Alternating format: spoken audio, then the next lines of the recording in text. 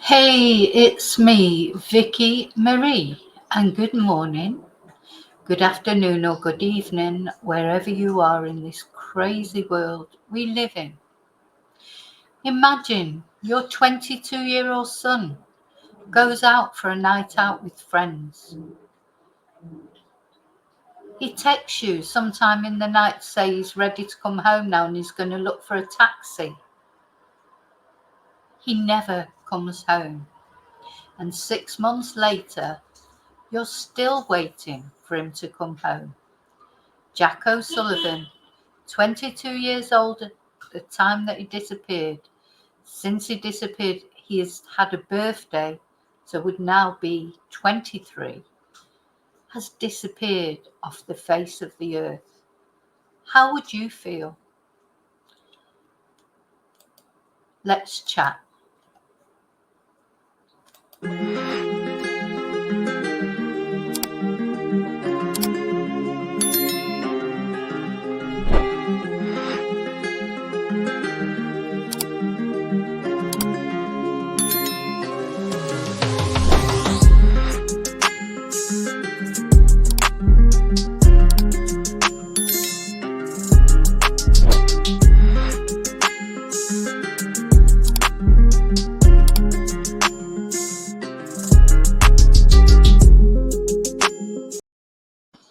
So, yes, we're going to talk about Jack OSullivan today. So, I'm planning on doing weekly updates on what's going on with Jack, if anything. Now, there hasn't really been any developments as far as we know. Now, I've just literally, as I'm recording this video, I've just watched Jack's mum, Catherine, on BBC Breakfast. It was very touching. She holds herself together so well. I don't know how she holds herself together 6 months after your son disappears literally off the face of the earth. How do you get up in the morning, get ready, go about your day? What is your normal day? So one thing that stood out for me, listening to Catherine speak, was she feels stuck. That's where they are, stuck. Talk about Groundhog Day. All our days are a little bit like that, aren't we? We get up, we do our routine. Sometimes we probably think we'd like a change of routine, but we wouldn't like that kind of change of routine. Get up, look through anything that's come through, look through any new information that might have come up. Now, there was a couple of encouraging things. I thought there is this feeling that the police have more information. So I think Catherine, reading between the lines, she's quite frustrated by the police. There's a lot of things she's had to do herself, like finding CCTV footage. She's concerned about the phone. Apparently, there may be some information about on his phone. We'll go through in a moment. We'll go to look at the website and see what Jack had on him on the time. But one of the items was his iPhone. There's probably receiving some resistance from Apple, who don't like disclosing private information, do they? But surely in these circumstances, and surely the police can request information. Now, it may be that the police have this information, but the police are being very reluctant to release information to Catherine, which suggests to me they may have a little idea of something that might have happened to Jack. And it may be that there's some sort of criminal investigation going on. Because Jack was walking through the streets of Bristol. Let's have a look at the website to get, just in case you don't know the background.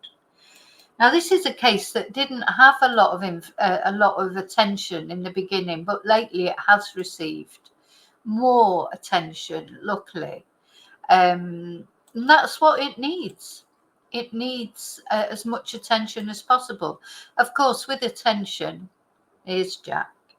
With the attention can come sort of unwanted things as well. I don't know if Catherine's receiving any trolling or not, but when I think about, Jay Slater and what happened with his case, Now, his case from day one really received a lot of attention, didn't it, for the very mystery of it, and it was in a foreign country, and etc., etc. And Jay had a history. With Jack seems to be, he hasn't got a history as far as I know, so he's not like a bad boy like people were trying to make out Jay was. I personally don't think Jay OSullivan was a bad boy. I think he was a young boy who got involved in a load of rubbish when he was 16, got involved, and he turned his life around and he was doing really well. And I think it's unfair the way that Jay Slater was talked about. But Jack, there's nothing like that with Jack as far as we know. You know, he seems to be almost a golden boy, doesn't he? He was studying law. He had some internships. He was talking about coming up. He was on the threshold. It reminds me a little bit of Riley Strain, you know, like nobody ever queried Riley's sort of background, or you know, said that he had some sort of bad history or whatever. Riley Strain over there in Tennessee, Nashville, unfortunately, very similar case this, because he was, you know, wandering around after he'd been drinking and ended up falling into the river, unfortunately. Now, there's a possibility that this might have happened to Jack, but of course they have searched quite a lot. There's been a lot of searches going on, so you feel that he would have been found, but we know what rivers are like. They don't like to give up their secrets, if you like. You know, people can be missing for a long, long time before they're found, if they ever are, if they've fallen in the river.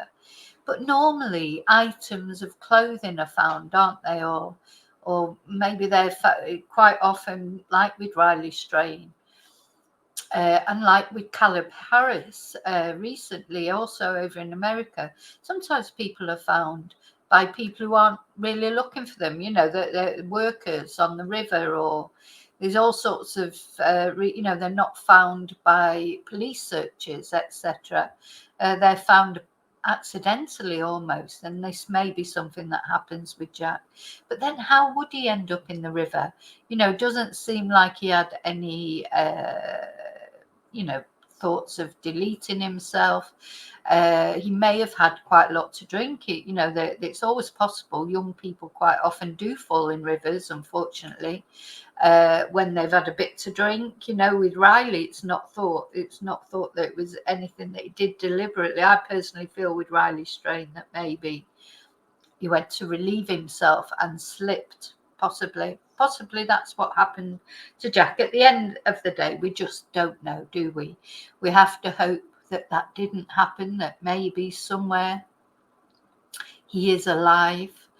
And there's a positive, you know, there's been a lot of talk about a couple of vehicles that were seen in the area.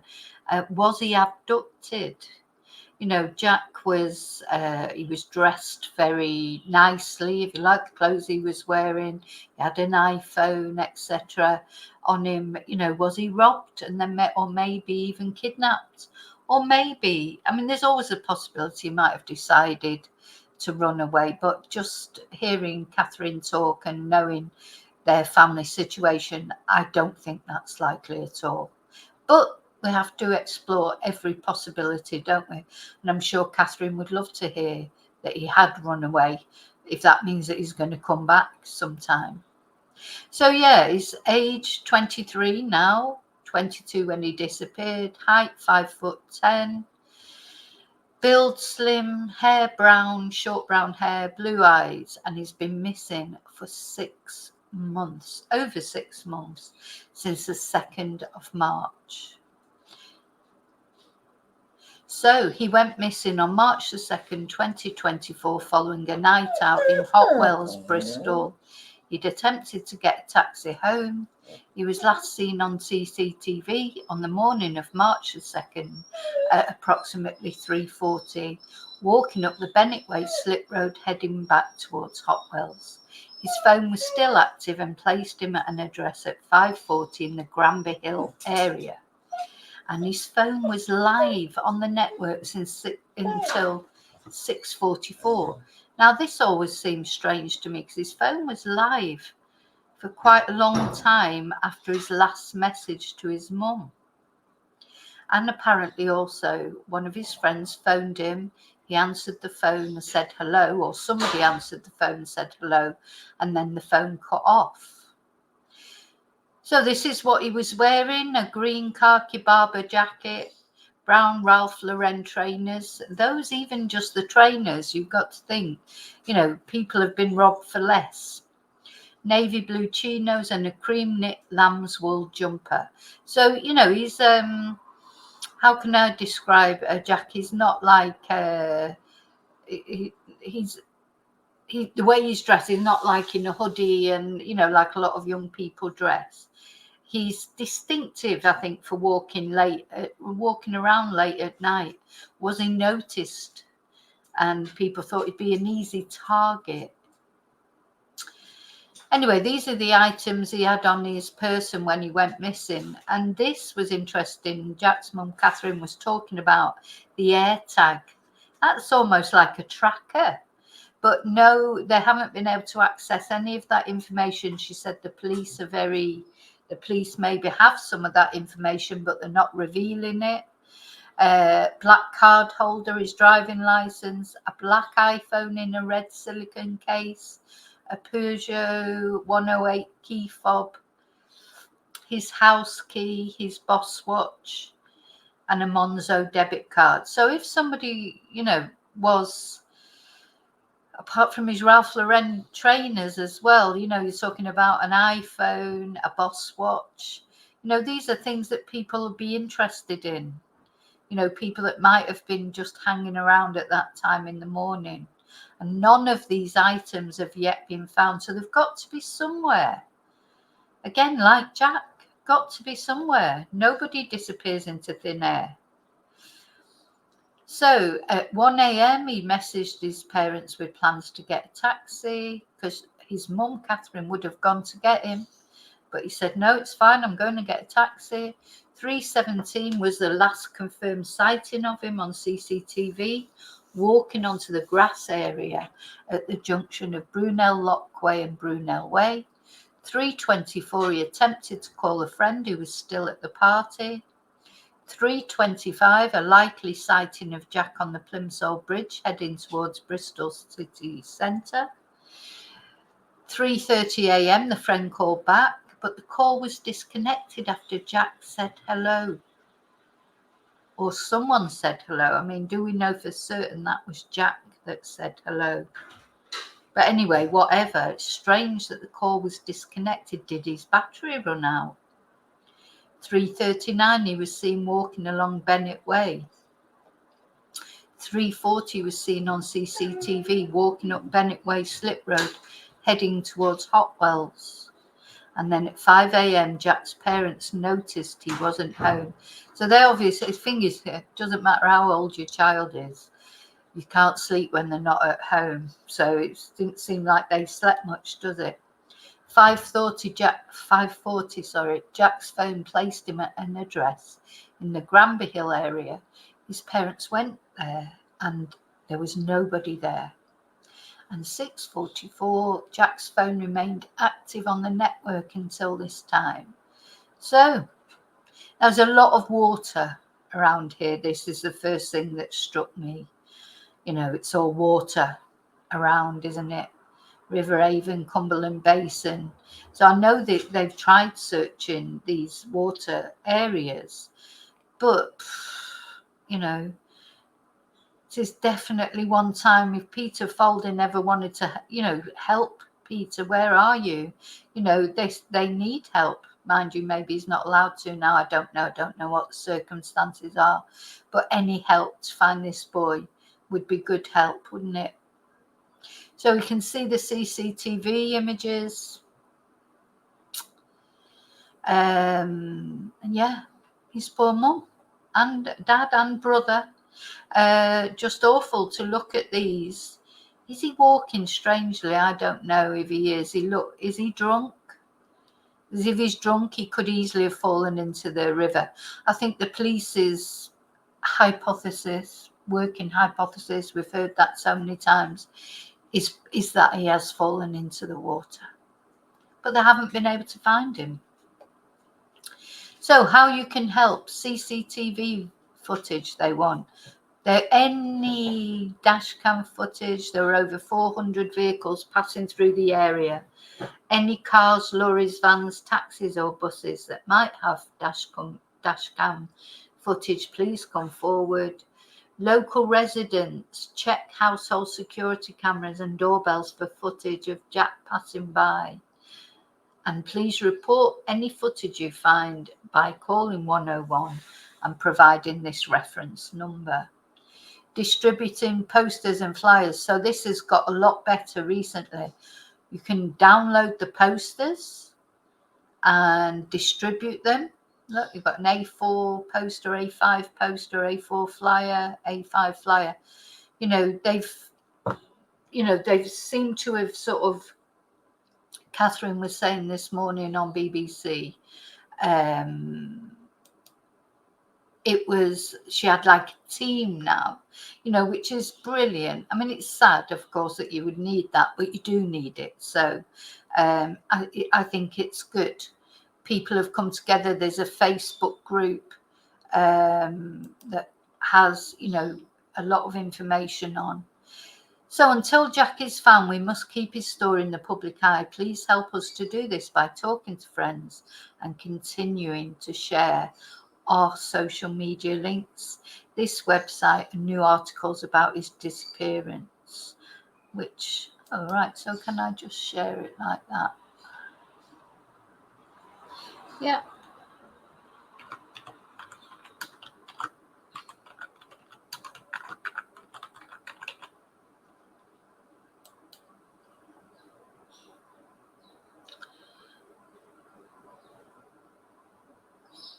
Okay, and then let's share it on Twitter.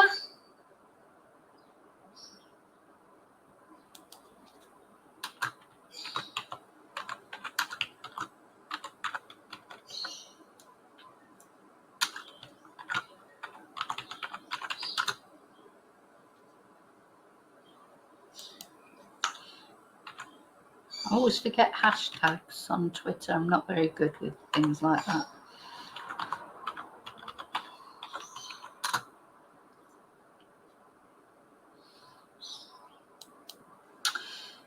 So yeah, all we can do is our little bit, isn't it? We can't do any more than that.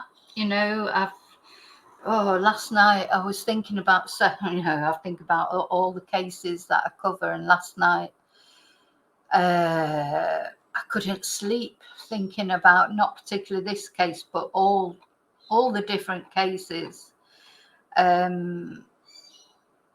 And I've had to sort of rein my thoughts in, if that makes sense, because you want to help so much, but there's only so much you can do. So if everybody does that little bit where they just share the information, make sure everybody knows about it. Because another thing now that Catherine was saying this morning, I think is true. Yeah, we don't know that he is still in that area.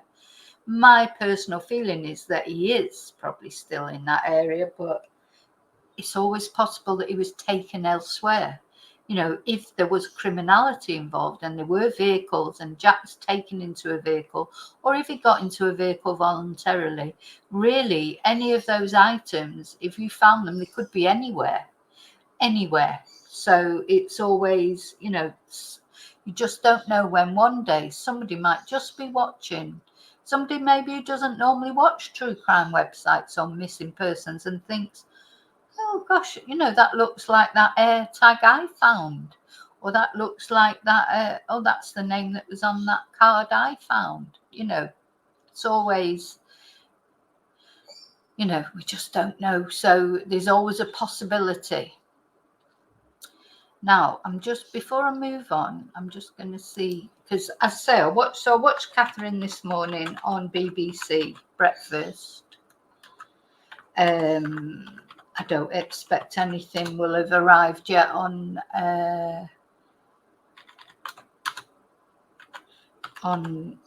Google, but maybe.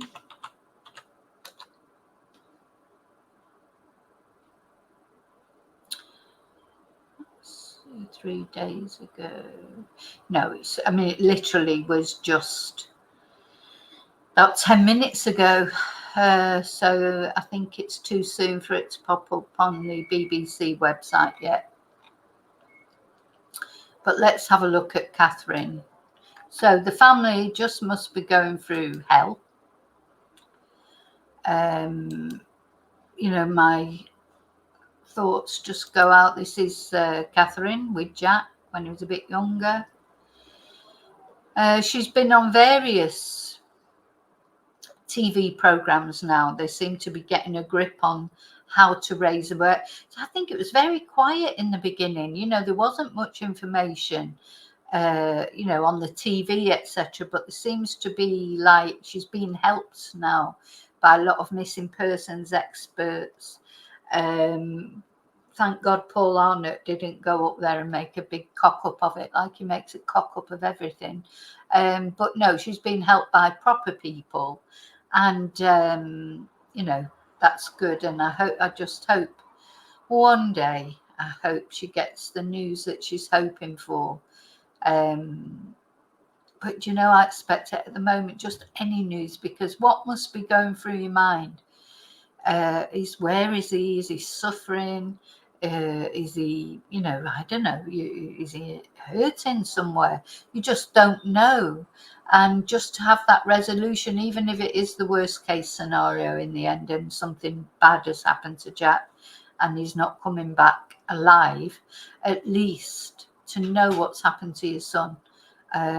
It must feel, well, she did say actually this morning on BBC, it feels surreal, because every day she must be thinking, what's going on? What's happened to my life? You know, he's just gone out for a night out like he's probably done a million times before.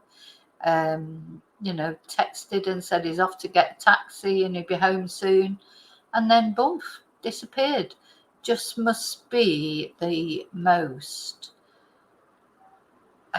surreal experience that you can imagine. So, bless her, and the rest of the family. We hope that Jack is found soon. Let's see if there's any updates on the Facebook page. So yeah, join the Facebook page, because Find Jack, it's called. There's now, I think she said there were 62,000 members now. So yeah, there's a GoFundMe page.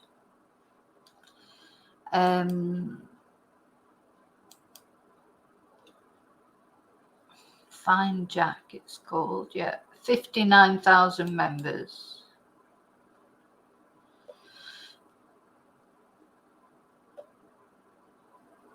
Yeah.